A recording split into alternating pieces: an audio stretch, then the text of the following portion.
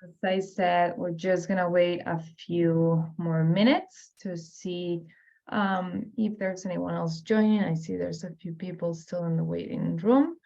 And then we'll get started with this webinar. Again, this is a webinar we're doing with our partner, Greystone. So I'm assuming most of you are here as Greystone students. We're gonna talk about avenues for immigration that are available to you. We're recording, so I'll just go ahead and get started. And again, the recording will be available afterwards. So thank you for joining. We're gonna be leaving a few minutes at the end of, so we have 1 hour allocated for this presentation. I'm gonna be covering various topics, all involving immigration pathways as international students to Canada. So we're gonna be talking a little bit about your authorizations as students, what are the options that you have after graduation, and then what are the available programs that we were seeing available for many people with your case. So I'll try to stick to 30 to 40 minutes on the content, so then we can leave about 20 to 15 minutes for questions at the end of the call. If there are any questions pending after today's webinar, you can contact us directly, or you can contact us through your student advisor at Greystone or ILSC, okay? So quick round of introduction. My name is Maria Garces Cubels. I'm a regulated Canadian immigration consultant here at Encubate, and I've been working with the team for almost 4 years now. I initially started with our consultations team, our solutions team, and moved on to our legal team. And now I work with our legal team, our caseworkers, to ensure applications are being submitted the best way possible. I speak Spanish as well, and as we will see, we'll offer our services in more than 1 language. So if you rather have a member of our team contact you in your mother tongue, please let us know and we'll be happy to assist you. And also quick introduction of our principal consultant and founder of Encubate, also regulated Canadian immigration consultant, Basil Sauter. He's been in the industry for over 10 years now, specialized both in US and Canada immigration, and has helped many, many clients over the years to achieve their immigration goals. And this is our team. We're all spread across Canada and our office in Brazil. And the reason we mainly like to show this slide is to prove the point that we all came from different backgrounds. We either came as international students, workers, or even visitors to Canada and made our way to become permanent residents and citizens. So with this slide, we come to say that there is an avenue for everyone when it comes to immigration. There's no size fits all. And although it is a changing times for immigration in Canada right now, as we will see, we're here to help in finding that solution. We have 3 licenses in-house, and we are authorized to practice as well in the province of Quebec. So anything that has to do with temporary selections in the province, as well as permanent selection, so for permanent residents through Quebec, we can assist you with that as well. We have 4 offices in Canada, Toronto being our biggest office, Vancouver, where I am located today, our Calgary office, which is our newest, and we're also located in Montreal. But we're obviously here to assist you anywhere you're in the world, whether you're in another city in Canada or outside Canada, like we have for many, many clients.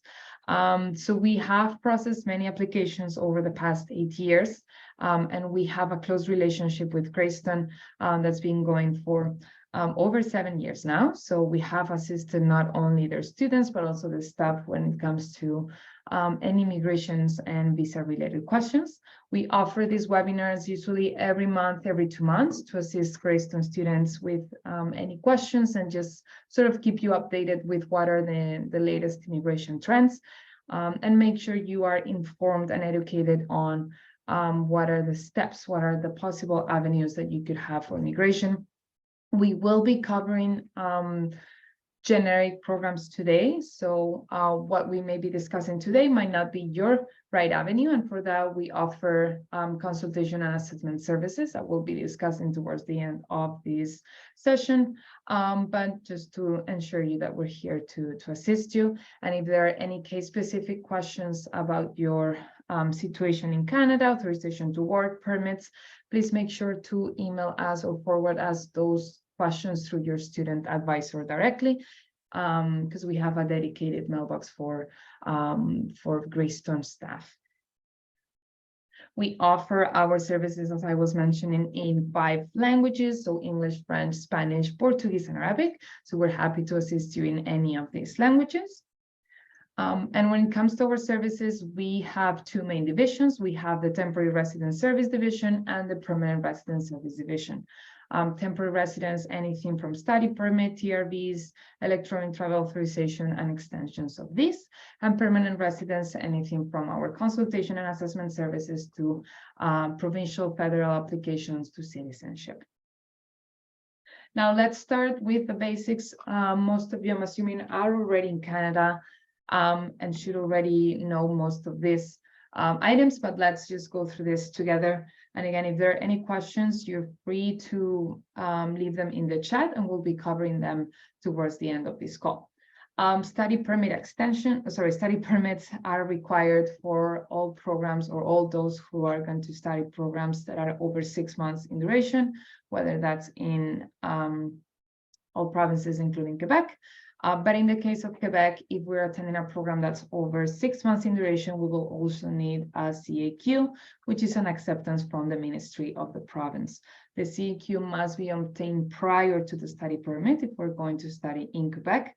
And for those of you who have it already, just make sure that it covers the entire validity of your current program. If that's not the case, we will need to apply for a new CAQ. And the same goes for the study permit. Temporary residence visa and an ETA, these 2 items at the end is what will allow you to enter Canada and travel to Canada. A TRV, it's only for certain countries, whereas an ETA is for countries who have previous agreements with Canada. So for TRV, you may be from a TRV required country, and this is the document that gets stamped on your passport. And again, this is what allows you to enter Canada, but it does not give you status and vice versa. Because you have a study permit or a work permit, if you don't have a TRV, you cannot enter the country even if you have a valid permit. So we'll touch on this a little bit more on the next slides. And if you are from an TRV exempted country, meaning that you are from an ETA, electronic travel authorization country, this is an application that's linked directly to your passport, nothing gets stamped, and it is a much more straightforward process, usually issued to the validity of the passport. Right, so you may be already familiarized with this, but just a few things to keep in mind when it comes to your study permit. The document number is what would be on the top right of your permit. The application number would be right below that, and the UCI, which is your unique client identifier. It's like your client number with the government. With IRCC, would be right below the application number. Always keep in mind that your study permit must cover the entire duration of your program, even if it's by days. We might need to extend it to cover that entire duration. And we've seen cases, especially after COVID, where there's been a postpone of intakes or of start dates in letters of acceptance. But at the border, we get issued shorter or an end date that matches the initial letter of acceptance. So if that's been your case, make sure to contact our team and we can assist you with these extensions. And lastly, always check your conditions. Even if you're issued study permits for an academic program, we've seen instances where offices mention the condition of not being authorized to work off campus. And in that case, we would need to change and submit a change of conditions on your study permit in order to gain that authorization to work. So always check your conditions. And again, if you have any questions on what those conditions mean on your study permit, make sure to contact us through your student advisor. When it comes to the CAQ, also the same. You have the details of the CAQ, the application number, at the top right corner.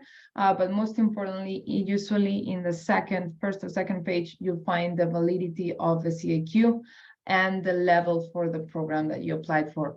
Again, make sure that the level of the program matches the actual level of the program that you're studying, and that the validity of your CAQ covers the entire duration of your program. Going back to what I was mentioning on the TRV, this is the document that gets stamped on your passport. Again, this gives you, this will allow you to enter Canada. So once you leave the country, come back with this TRV, but it will not give you status. And you will need to ensure that it's valid at all times of traveling. So again, even if your study permit is issued for a longer date, if you don't have a valid TRV, you will not be able to travel back. So always make sure that both your permit, so what gives you status in the country, and your TRV is up to date. And the same goes for an ETA. Sometimes you will get stamped at the airport upon entry. If you initially came as a visitor and you still have not obtained your study permit from inside Canada, please make sure that if there's a stamp on your passport, because the officer does not always stamp it, but if there's a stamp on your passport, please make sure that you check it and there's no specific date. Generally speaking, officers will let you in for up to 6 months as visitors, but sometimes they shorten that period and we have to comply with the date that was given by the officer. So just keep that in mind. Now, we're going to talk about, or the next topic that we're going to be covering is work permits, and I'll link it to the upcoming topic later on that will be permanent residence in Canada. Something to keep in mind is that when it comes to permanent residence, we advise students, we advise graduates to focus on obtaining qualified experience if with their existing factors are not still eligible to apply for permanent residency. So the focus on work permits, work authorizations for the next few slides will be on, again, gaining valuable experience that we could then count for immigration purposes. When it comes to authorization to work, as most of you may know, while we attained an ESL course, so English studies, language studies, we are not authorized to work in Canada. But while we attend an academic course, such as the ones at Greystone, we can work off campus if mentioned in the study permit. During studies, we can work up to 20 hours per week, which is considered part-time. During breaks such as spring break, Christmas break, reading break, and during the co-op period, we can work over 20 hours, so we can work full-time. Now, there's a current public policy that exempts certain international students from this cap of 20 hours and allows certain international students to be able to work full-time, but the eligibility for this is very, very specific. So, and because IRCC has been updating a lot this eligibility up until 2 weeks ago, we highly encourage you that if you want to ensure, you want to double check whether you're eligible for this public policy of being able to work over 20 hours per week, you contact us through your student advisor, and we'll be happy to confirm that by looking at your study permit. Something very important as well, and the reason why we're going to focus on that work experience as a working in Canada is that work experience that we obtain as international students, even if it's in the most qualified occupation and even if it's during our co-op period, does not count for the majority of immigration programs, more specifically for express entry. So the reason behind us advising to ways to get that work permit is to accumulate that work experience during a work permit that will indeed count towards your permanent residency for immigration purposes. Now, as of today, there are many, let's call it codes under which we can obtain a work permit in Canada. But generally speaking, we have two main groups. We have the open work permit group, and we have the closed or restricted work permit group. Open work permits are open in nature. There's no restrictions on the hours that we can work. There's no restriction on the position or an employer. It just mentions the validity until which we can work.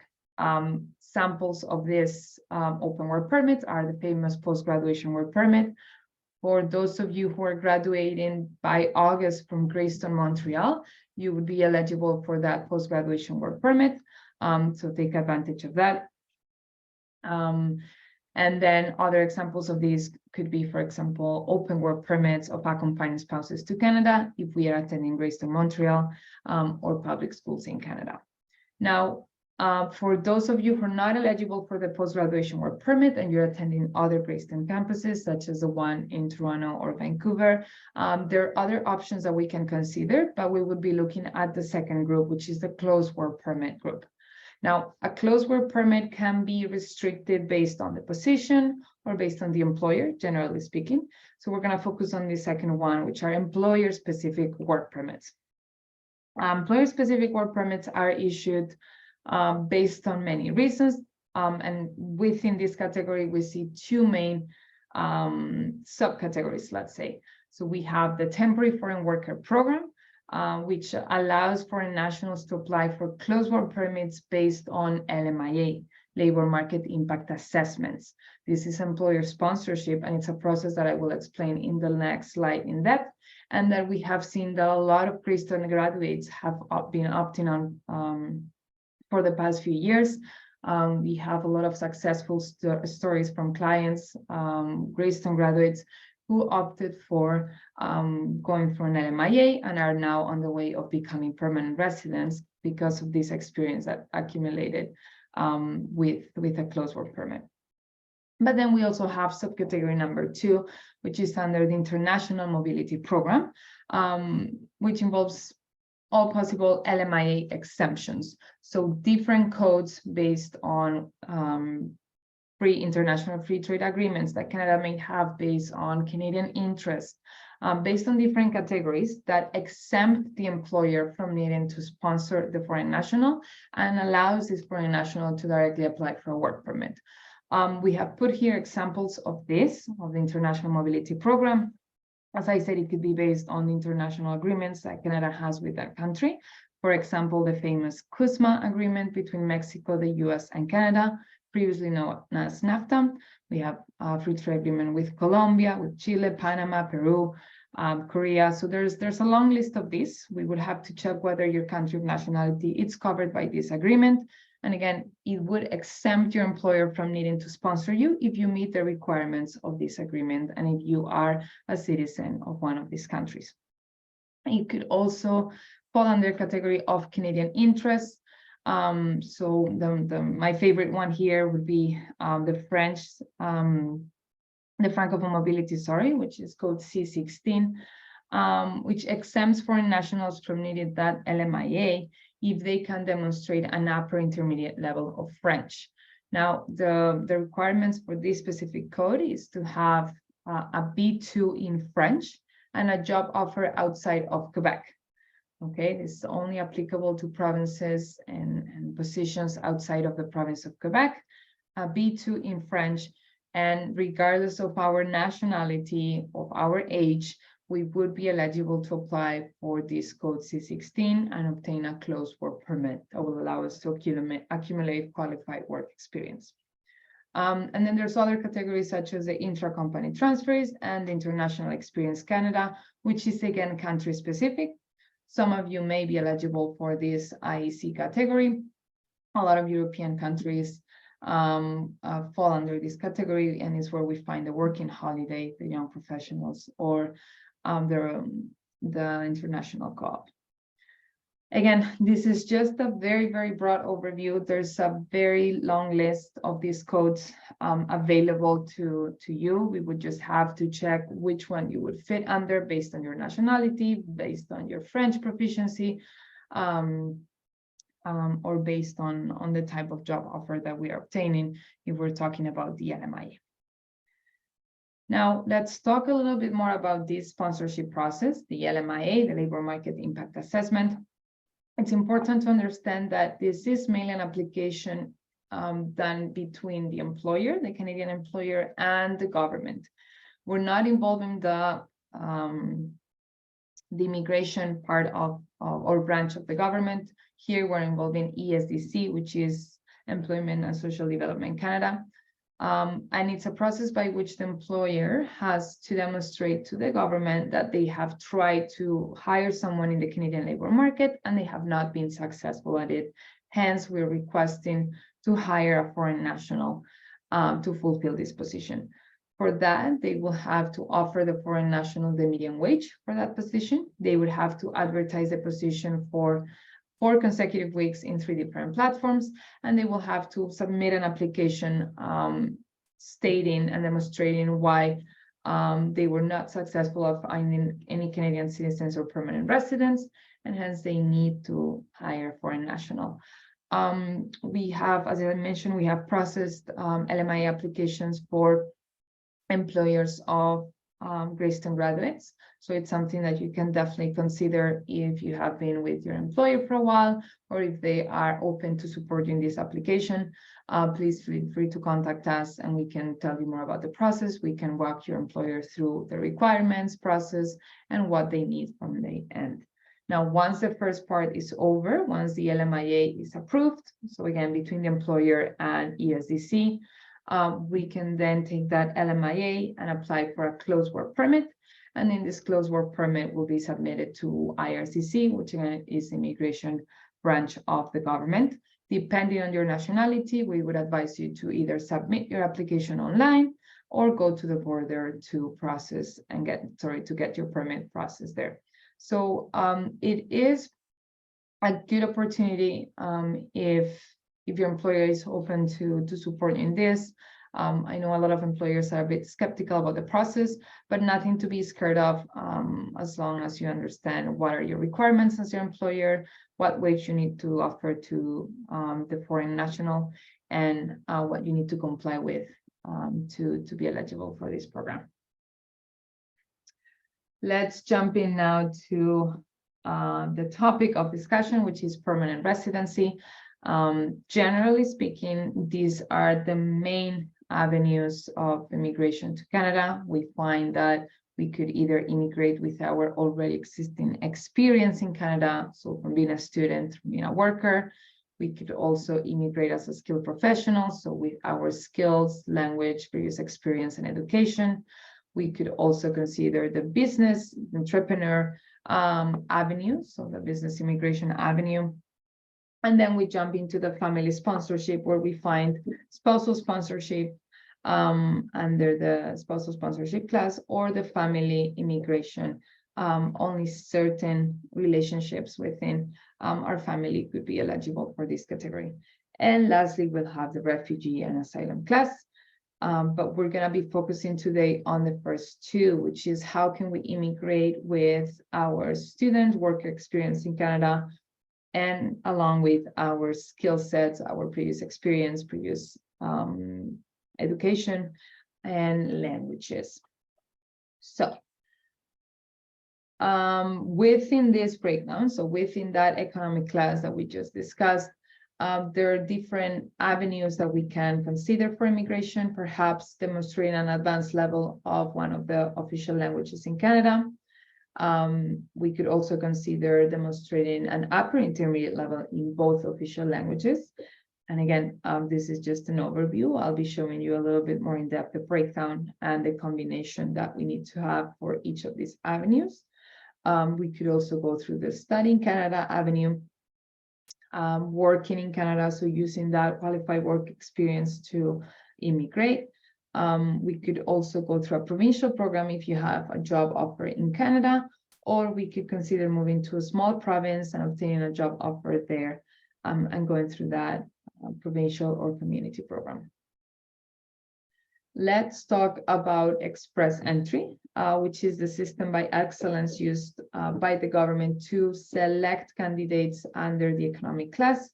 We're going to talk a little bit about some of recent changes that we've seen in this system, but please keep in mind that this is used for federal immigration. What this means is that if you want to immigrate to Quebec, if you know that you want to reside in Quebec, and that's the province that you want to settle in, we would have to use a complete different system, which we'll discuss toward the ends of this presentation. But if you're interested in immigrating to any other province or territory, then we can consider Express Entry as the system here. Express Entry is a complete online system, and it ranks and selects candidates based on specific factors. We see 4 key factors, or what we call selection factors. We have languages, level of education, years of work experience, and age. And the combination of these factors will give us a specific score that will determine the likelihood of getting invited by the government. Something very important is that when it comes to immigration through Express Entry, we cannot just submit an application and see what happens. It's a 2-step process where we have to create a profile. We have to declare all these factors that the government considers important, and we'll enter into a pool of candidates. Being in the pool of candidates does not guarantee that you will receive an invitation and that you will receive your permanent residence. It just puts you within a pool of candidates that are waiting to receive an invitation. In the bi-weekly draws that the government does every 2 to 3 weeks, they will then issue a certain number of invitations, but only to the top ranking candidates. So they will take, for example, today there was a draw that took place, 4,800 invitations were issued. That means that the system will automatically rank the candidates in the pool and select the top 4,800 and issue an invitation. Once we receive an invitation, we're then able to formalize an application for permanent residence and submit it to IRCC. But without that invitation, we're not really submitting an application for permanent residence. So please keep that in mind. Now, if we receive an invitation directly from Express Entry under the Federal Skilled Worker Program or the Canadian Experience Class Program, we are receiving a direct invitation from the federal government, and hence we're submitting an application for permanent residence.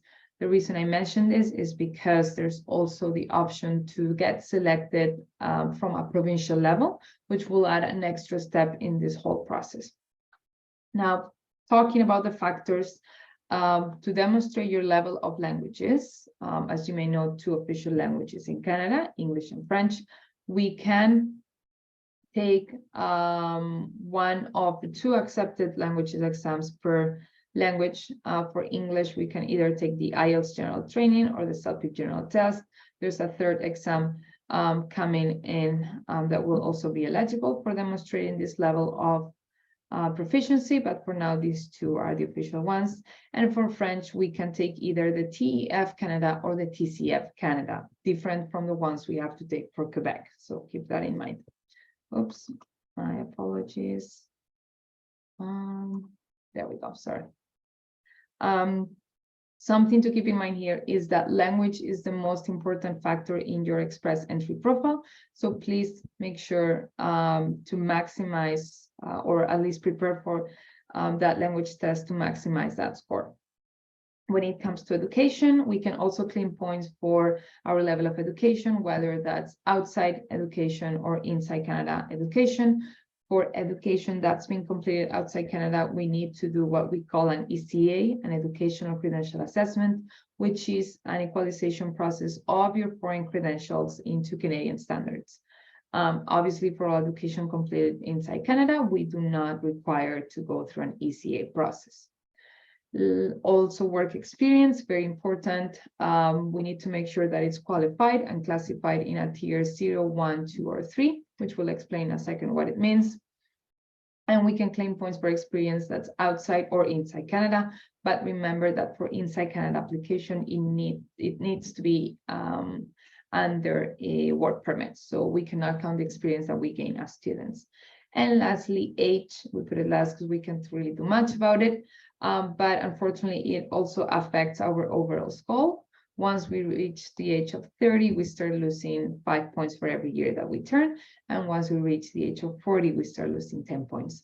So this does not mean that once we reach a certain age, we are no longer eligible, but we will have to compensate with other factors such as languages, a job offer supported by an LMIA, for example, or having relatives in Canada. It will all depend on the profile and on what you can demonstrate.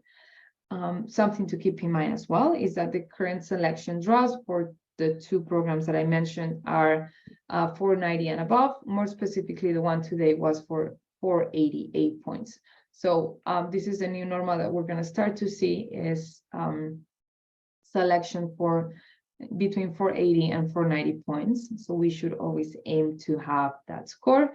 And if for any reason we cannot reach that score, we should switch to think about provincial programs.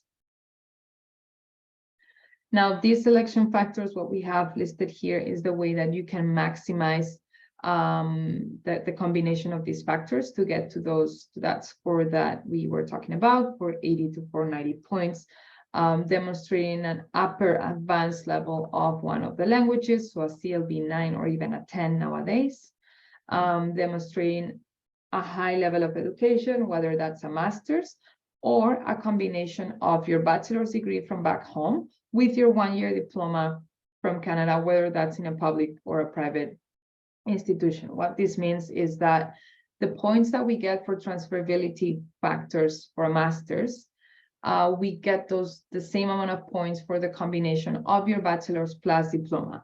And when I say diploma, this can be your one-year diploma from Greystone Montreal, Greystone Vancouver, or Greystone Toronto, as long as it's in 8 months in duration, also included co-op programs, and as long as it's been completed.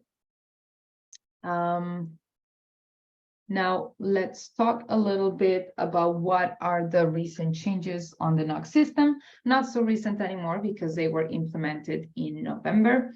But for those of you who have not heard about the new 2021 NOC changes, just keep a few things in mind.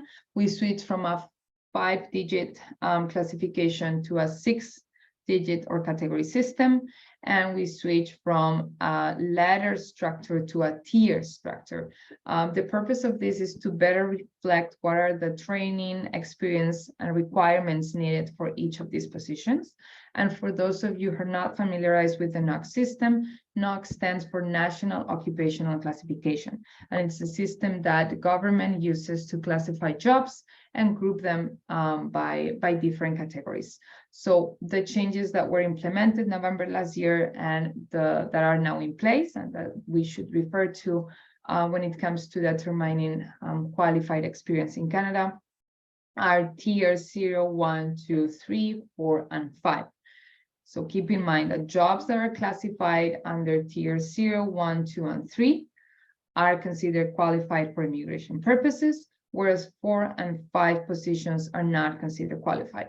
So when looking to apply for potential jobs or determining whether we can have or we can count a job offer for immigration purposes, make sure that they fall under tiers 0, 1, 2, and 3.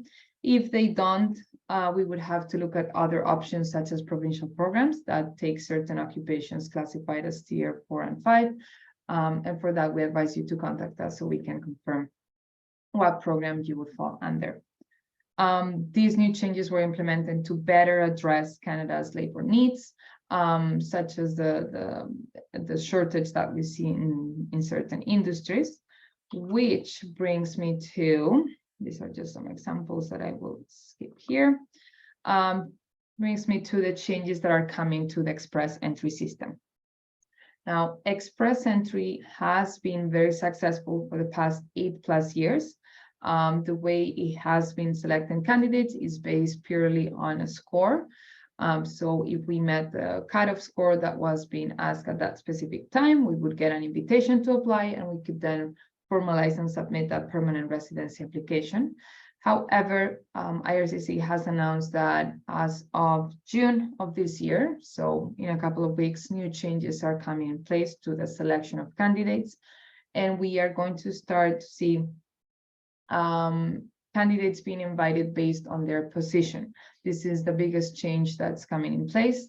From what we know so far, it's going to be a 2-structure system. So there's still going to be an option for candidates to get invited based merely on the score, regardless on your position.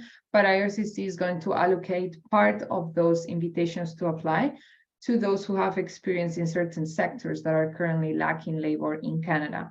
So they will work with provinces to see what sectors need more labor, so where they can identify certain labor shortages, and they will start selecting candidates with experience that's currently in shortage in Canada.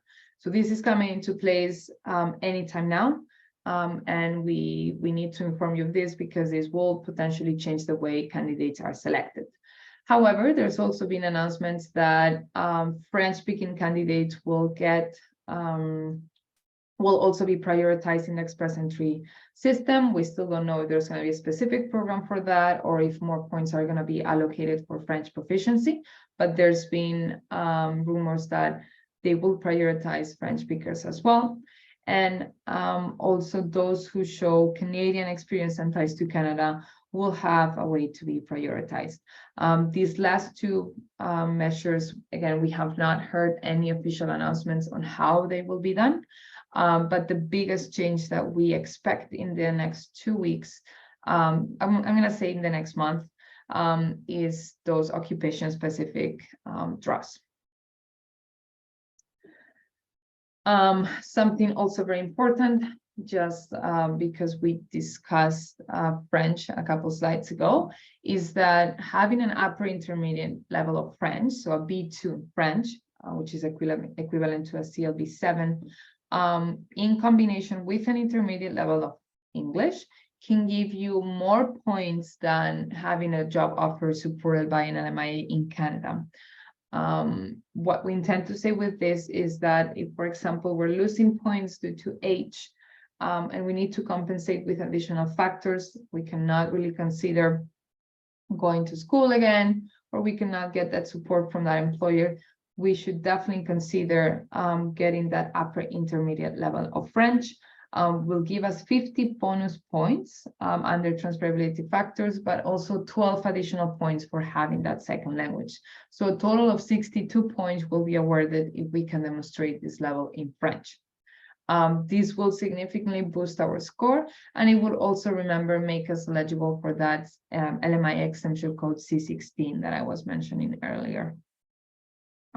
This one here. So again, if we have a job offer outside of Quebec in a qualified tier 0, 1, 2, or 3, upper intermediate level of French, B2, we could be eligible under the code C16, which falls under the Francophone mobility of the International Mobility Program. Now let's talk a little bit more about provincial programs. I only have a few slides left, so don't worry for those of you who are holding your questions. Thank you very much. Again, you're free to type them in the chat. But when it comes to federal selection, we just discussed it over express entry. Selection factors are very straightforward. We get assigned a score and we get invited based on that score.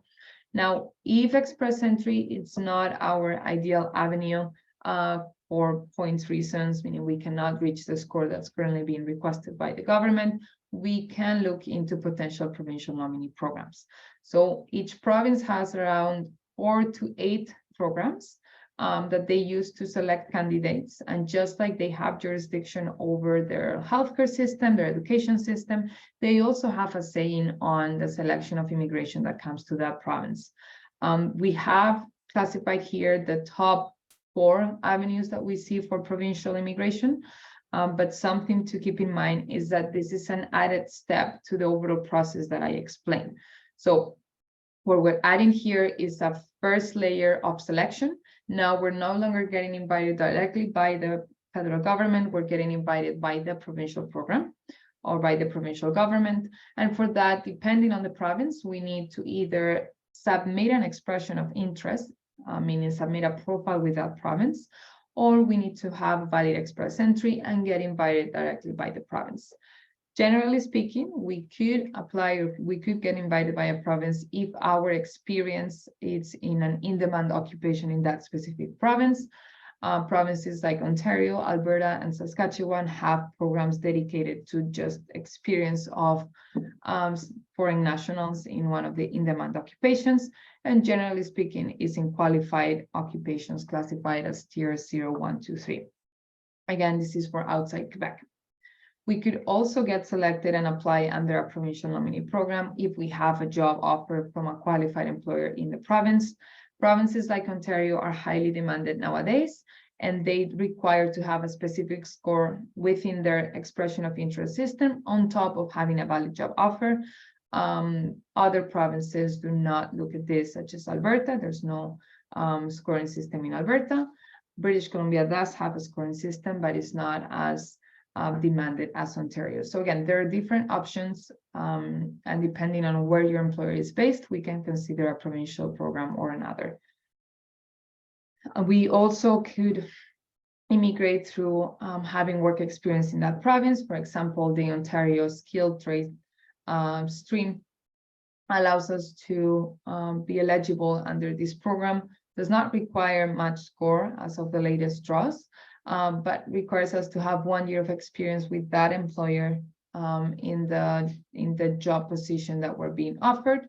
And again, outside of Quebec, and a sample of this is the Ontario skilled trade stream, but there are other programs in other provinces. And lastly, if we study in a province and we get a job offer upon graduation, again, all provinces do have this option outside of Quebec, as long as it's in a public institution. So we're not going to focus too much on this one, since Greystone does not fall under this category, but we'll be talking about Quebec in a second. Actually, right now. So how can we immigrate through Quebec? What I just explained falls for all those who intend to reside outside of Quebec, so in any other province or territory outside of Quebec. And Quebec, just like their selection process for international students, they have their own requirements when it comes to immigration as well. They have their own system, their own selection system called ARIMA. It's very similar to Express Entry in a way that it also selects candidates based on score. Now, the scoring allocation under this system differs very much from that of Express Entry. And here we're looking mainly at having certain education and experience that's in demand in that province. So you no longer get rated for the level of education, but you get rated for the field of study or the field of experience that we have that experience in, and on having French. So French here is a mandatory factor. So we have also what we would call the equivalent of a provincial program for Quebec. So not necessarily through the skilled worker program, but the PEQ program. The PEQ program allows certain graduates or workers to apply through this temporary program if we have certain factors.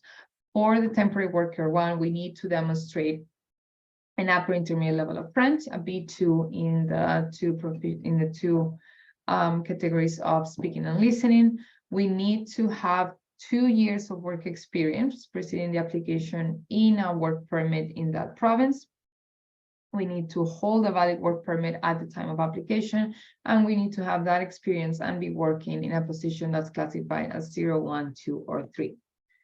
And we also have the PEQ program for Quebec graduates. Unfortunately, this changed a couple of years ago, actually 3 years ago, and it's no longer eligible for Greystone graduates at the moment, since it requires completion of programs that are over 2 years in length, in duration. So that's 1,800 hours on top of the 18 months of experience that we would require.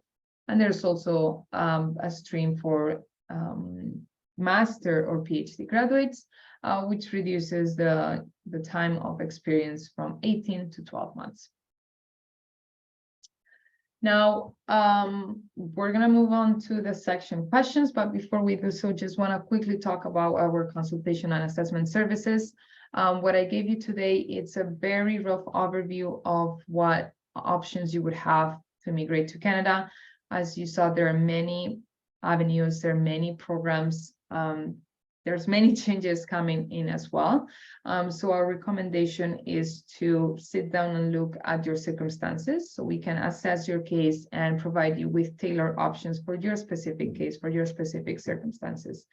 We look at everything from federal to provincial to Quebec immigration. So we make sure to cover all available options.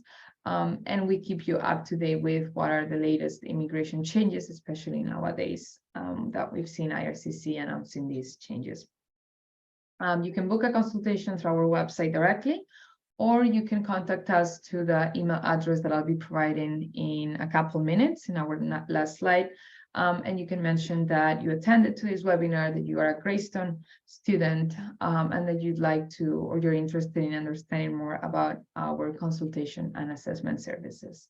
Also note that this involves a 1-hour consultation, as well as a tailored report with your immigration options that we'll be sending to you. So without further ado, we'll move on to the Q&A section. I see that there's been a couple questions written in the chat, so I'll go ahead and read them out loud. Preferably, I would rather have them written in the chat, but if it's too long, just raise your hand and we'll try to do a live Q&A if you can unmute yourself. So Fernanda is asking us about work experience in Canada for students. Actually, I'll reread that. Can you explain more about work experience in Canada for students? It's not countable for immigration, even if the work is over 40 hours per week. Yes, so as I mentioned, even if our occupation is classified in a qualified tier, 0, 1, 2, or 3, if that experience is obtained while we are a student in Canada, we are not eligible, or we cannot count that experience towards our express entry profile. So we cannot count it towards the immigration purpose. I believe you're talking about that. And again, even if it's 20, 10, 40, 50 hours per week, because we're obtaining that experience as a student in Canada, it does not count towards immigration. I hope that's what you were asking for, Fernanda. If it's in regards to the public policy, then let me know and we'll have to look into that case by case. Thank you for asking your question. Okay, perfect. No problem. You're welcome.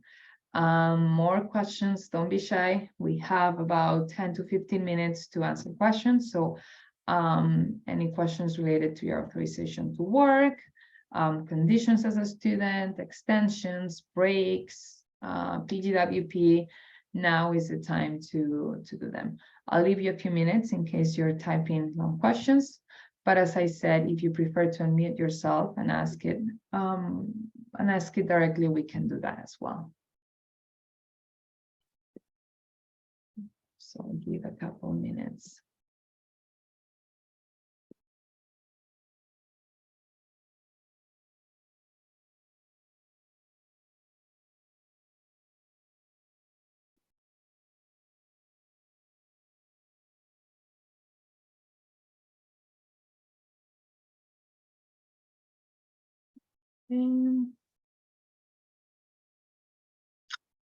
So not many questions from what I can see. Okay, Valeria, thank you for asking, Valeria. I'll be going to Canada in a co-op program in a few months. Perfect. Some people told me that in order to get the visa, I have to have a job. So how important is that I have a job in order to go I have to quit? Okay, so 2 different topics that's important to differentiate. If you're coming here to study, you would be coming on a study permit. If the program has a co-op component, like you mentioned, it means that part of that program, up to 50%, could be in a practicum setting, meaning that you could work for an employer. In order to complete that co-op part of your program, yes, you will need to have a job because the program specifically asks you to do an internship, do a co-op portion with an employer in Canada and add those hours towards your program. And you'll be required to complete those hours in order to graduate. So if you're asking in that aspect, yes, you would have to have a job in order to complete your program, but not necessarily to get your study permit. To get your study permit, you need your letter of acceptance, proof of funds, valid passport, and your study plan.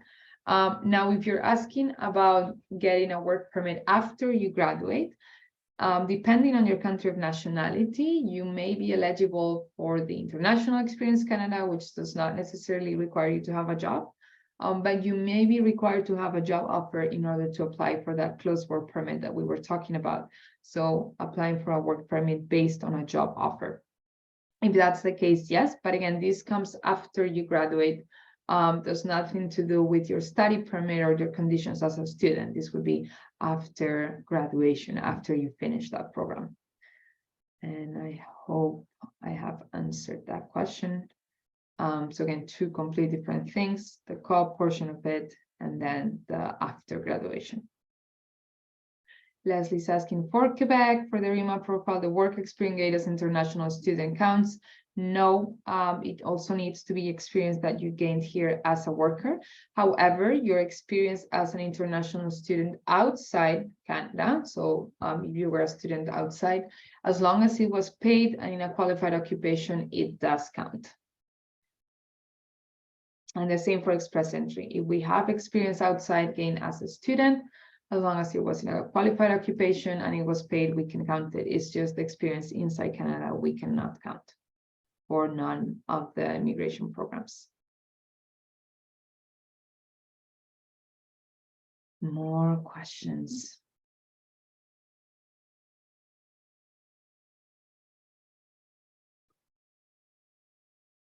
Yes, Valeria, you can go ahead and unmute yourself. Hi. Hello. I will repeat my question. Of course. My question is that the people who told me about this, they say that I have to be working on my country before in order to get a visa. And Oh, you meaning right now where you live, you need to be working in order to get, and sorry, let's specify, in order to get a study permit or what type of visa? yes, study permit. Okay. Okay, so that's a completely different topic. What they may be referring to is your need to demonstrate ties to your home country. So when you're initially applying for a study permit to come to Canada, many factors get taken into consideration to either approve or refuse your application. It is advised that you demonstrate that you are well established in your country, such as having a job, such as having family, previous studies, in order to improve your chances of getting approved. But it does not require you, the study permit application itself does not require you by law anywhere to have a job in Canada, okay? So it is advised, and if for any reason you're not currently employed right now, that's totally fine. What you need to focus on is on demonstrating how your studies in Canada will benefit your career in the future after you return back home. So if you have previous education that's related to your program of studies in Canada, if you have previous experience, even if it's not current one, you can mention it there, but you should focus on building a strong study plan if you're looking to increase those options. We can help you with that as well. We can assist you completely in your study permit application. I'll leave the contact details of our solutions team, where you can contact us, mention that you attended this webinar and that you're looking to apply for your study permit. And what we would do is advise you on what are your best factors to prove and demonstrate in that application. Okay, thank you. You're welcome.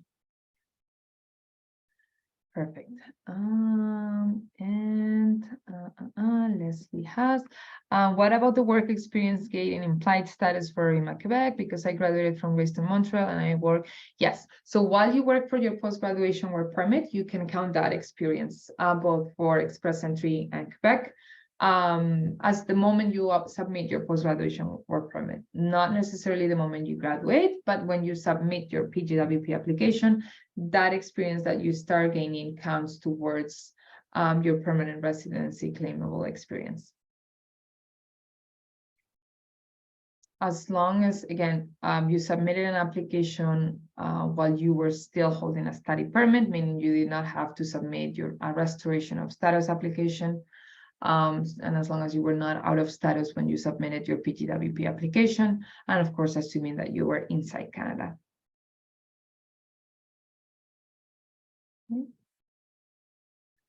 More questions. I know it takes a while to write, so I'll just give you one more minute. And in the meantime, I'll move ahead with our contact details here. So as I said, if you have any case-specific questions, you can contact our solutions team and we'll assist you directly with your questions and let you know what of our services could work best for you. You can reach us out to our WhatsApp number, or you can contact us to our email to connect@encubate.ca. You can also follow us in our social media. We post weekly updates on immigrations, draws, express entry, or you could just visit our website and book a consultation directly with us.